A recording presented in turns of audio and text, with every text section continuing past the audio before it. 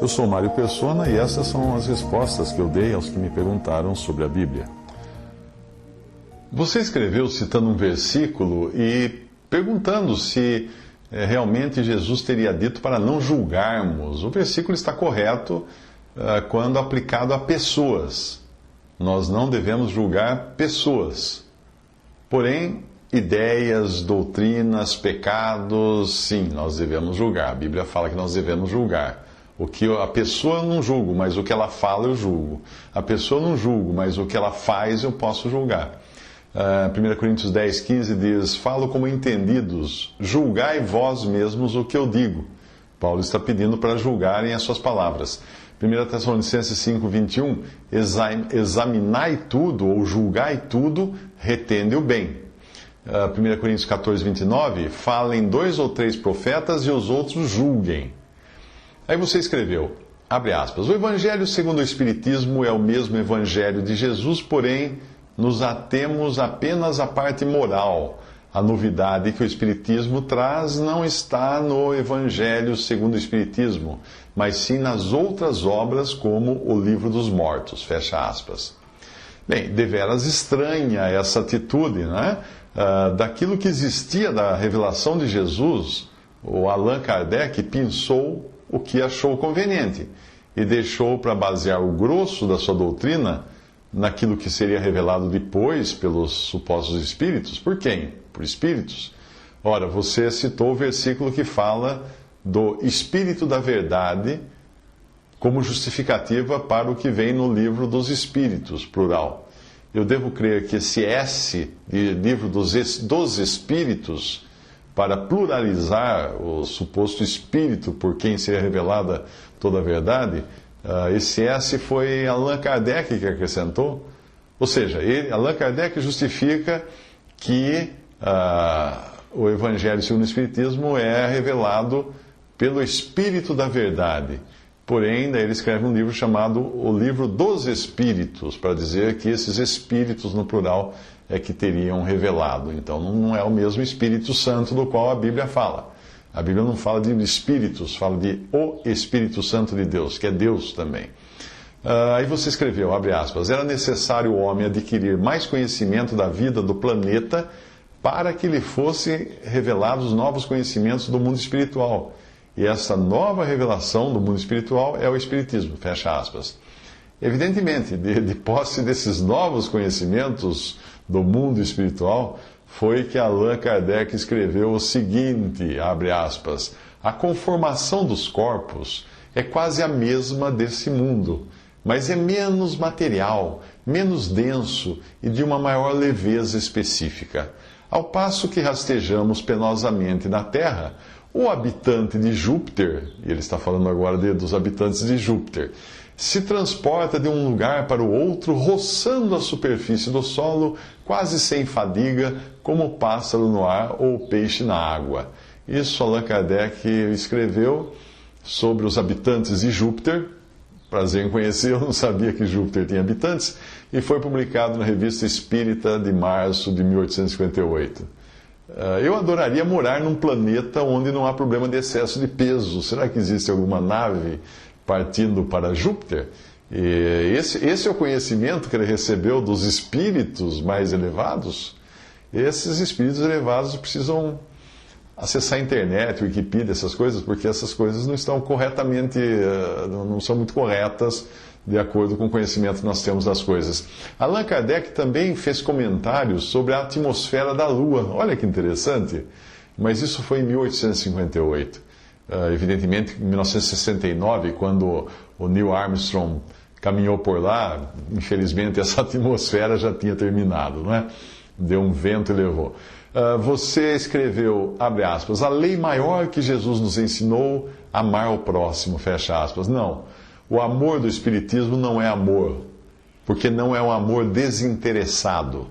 Se a minha salvação depende de eu ajudar o meu próximo, está na cara que eu tenho segundas intenções. Se eu ajudar, eu evoluo. Se eu não ajudar, não evoluo espiritualmente. Então eu vou ajudar, porque eu amo tanto esse coitado ali, quero tanto ajudar ele, mas espera aí, se ele está sofrendo e eu ajudá-lo, eu vou atrapalhar na evolução dele. Ih, agora complicou. No Espiritismo, a boa conduta, as boas obras, o perdão, a misericórdia, etc., são condições para a salvação. No cristianismo, essas coisas são consequências de uma salvação já recebida.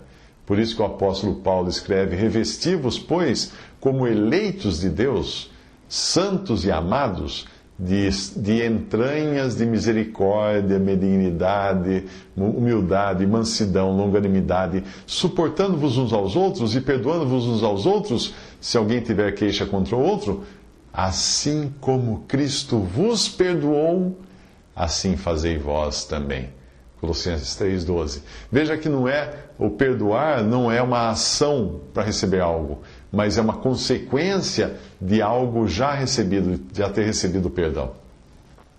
Aí você escreveu, abre aspas, ao contrário de doutrinas elitistas, de pessoas que se dizem salvas. O problema do critério de autorreferência é o que você tem, na verdade. Você analisa as coisas sob a sua própria lente. Na sua concepção das coisas, salvo é alguém que é bonzinho, é alguém que é caridoso, é alguém que é espírita. E considerar-se salvo, então, seria considerar-se merecedor. Mas será que você não entendeu que Cristo veio ao mundo salvar pecadores? Ele não veio salvar gente boa. Ele veio salvar os piores. Depois que inventaram aquela história de dar o nome de bom ladrão ao ladrão na cruz que foi salvo, a coisa ficou confusa. Você já viu o bom ladrão? Conhece algum bom ladrão? Você já foi assaltado por um bom ladrão? Não era um mau ladrão, era um bom ladrão. Veja o que Paulo escreve sobre essa elite que você chamou de salvos. Deus escolheu as coisas loucas deste mundo para confundir as sábias. Deus escolheu as coisas fracas deste mundo para confundir as fortes. Deus escolheu as coisas vis deste mundo, as desprezíveis, as que não são, ou seja, as coisas inúteis, para aniquilar as que são as coisas úteis. Para que nenhuma carne se glorie perante Ele, perante Deus. 1 Coríntios 1, 27. Isso equivale a dizer que se alguém gritar para um grupo de cristãos: seus loucos, seus fracos, seus vis, seus desprezíveis, seus inúteis, eu e mais outros cristãos vamos gritar assim: presente, estou aqui. Porque é isso que a Bíblia descreve um cristão. É isso, segundo os olhos do mundo. Eu já expliquei para você a diferença entre julgar pessoas e julgar doutrinas. A pessoa que julgo sou eu mesmo. Eu sou um pecador salvo por graça. Cristo me salvou, hoje eu sou um salvo dos meus pecados. Agora eu julgo a doutrina espírita, eu não julgo os espíritas. E a conclusão lógica é esta: no espiritismo, você recebe se fizer. É causa e efeito. Ainda que não exista no indivíduo a intenção de fazer para receber, nós não somos ingênuos, não é? Confesse aí. O apóstolo Paulo escreveu o seguinte: na minha carne não habita bem algum. Essa é uma premissa de todo cristão, reconhecer a sua incapacidade, sua pequenez, sua mesquinhez, seu egoísmo, seu pecado. São coisas que saem do coração do homem que contaminam o homem. Esse princípio moral, por acaso, foi aproveitado por Allan Kardec? Será que Allan Kardec falou que é do coração do homem que saem os pecados, as maldades? Veja no cristianismo, você faz porque recebeu. Você faz o bem porque você recebeu o bem. É por isso que se chama graça, ou favor imerecido. Vou contar uma história para você que talvez explique melhor o que é graça. Era uma vez um leilão de escravos, onde os escravos eram vendidos a vários preços, dependendo da idade, da saúde, da força para o trabalho, etc. Quando foi apresentado um escravo velho, fraco, doente, desdentado, ninguém se interessou, mas todos ficaram surpresos quando ouviram um fazendeiro muito rico gritar um lance com um valor tão alto que daria para comprar todos os escravos à venda. Obviamente, ele acabou arremetendo, comprando aquele pobre escravo, fraco e doente, diante do espanto de todos, inclusive do próprio escravo, que ficou apavorado. O que esse homem vai fazer comigo? Aí ele foi se chegando próximo do fazendeiro, todo tremendo de medo. Aí o fazendeiro virou para ele e falou assim: vai embora, você está livre.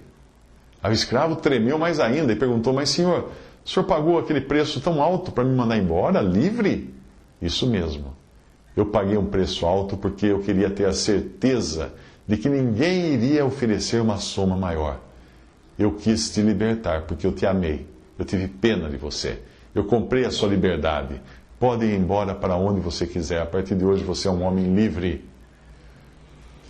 Nesse ponto, o escravo, caindo aos pés do seu libertador, com os olhos cheios de lágrima, falou com voz forte e resoluta: Senhor, por causa do que o Senhor fez por mim, eu irei, por amor, servi-lo até o fim dos meus dias.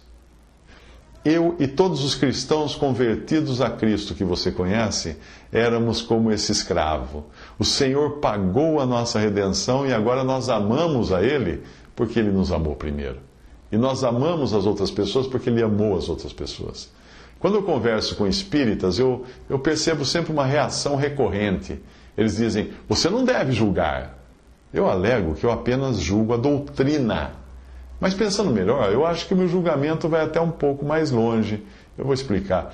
A reação do espírita é baseada na sua premissa de que o homem tem algo de bom em si que ele precisa evoluir. É tipo um diamante bruto que precisa ser lapidado. Então qualquer crítica gera um conflito de ego. Quem ele pensa que é para me julgar? Resposta: eu penso que eu sou alguém muito pior do que você pensa. Eu sou um pecador, salvo pela graça de Cristo. Ser chamado de pecador dói no ego. Mas a Bíblia não coloca homem algum num pedestal. Ao contrário, ela coloca o homem no seu devido lugar, para depois levá-lo ao céu, não por mérito próprio. Eis o que Deus pensa do ser humano. Jesus não necessitava que alguém testificasse do homem, porque ele bem sabia o que havia no homem. Isso está dito em João 2,25. Será que ele está se referindo a esse tal de diamante que precisa ser lapidado? Ou será que é porque do interior do coração dos homens saem os maus pensamentos, os adultérios, as prostituições, os homicídios, como fala em Marcos 7,21? Ou porque a iniquidade, prostituição, malícia, avareza, maldade, inveja, homicídio, contenda, engano, malignidade, murmuradores, detratores, aborrecedores de Deus, injuriadores, soberbos, presunçosos, inventores de males, desobedientes aos pais e às mães, nécios, infiéis nos contratos, sem afeição natural, irreconciliáveis, sem misericórdia. Na lista de Romanos 1, isso é o homem. Tem mais em 2 Timóteo, capítulo 3, a lista é interminável. Quem não se reconhecer tudo isso não pode ser salvo por Cristo, porque Cristo veio salvar pecadores. Fala em 1 Timóteo 1,15. O Espiritismo diz conservar a moral dos evangelhos e o decálogo, os 10 mandamentos do Velho Testamento. Mas ele não diz se dos evangelhos ele aceitou o que Jesus disse a respeito do ser humano em João 2,25. Ou do que saía do coração do homem em Marcos 7,21. Também não conta a verdade que não há como cumprir os 10 mandamentos por causa daquele mandamento que diz assim: não cobiçarás. O espírita consegue não cobiçar? Paulo descobriu-se incapaz disso. Ele escreveu: mas eu não conheci o pecado senão pela lei. Porque eu não conheceria a concupiscência se a lei não dissesse não cobiçarás. Romanos 7,7. E Tiago explica por que Paulo se preocupou tanto com a sua condição. Porque qualquer que guardar toda a lei e tropeçar num só ponto, tornou-se culpado de todos. Tiago 2,10. Tem alguém aqui que não precise de um Salvador? Será você? Se você quer continuar nessa senda, você está afirmando que não precisa de um Salvador. Você pode ser seu próprio Salvador. E aí você vai rejeitar Cristo Jesus crucificado, seu sangue derramado na cruz, para libertar você dos seus pecados.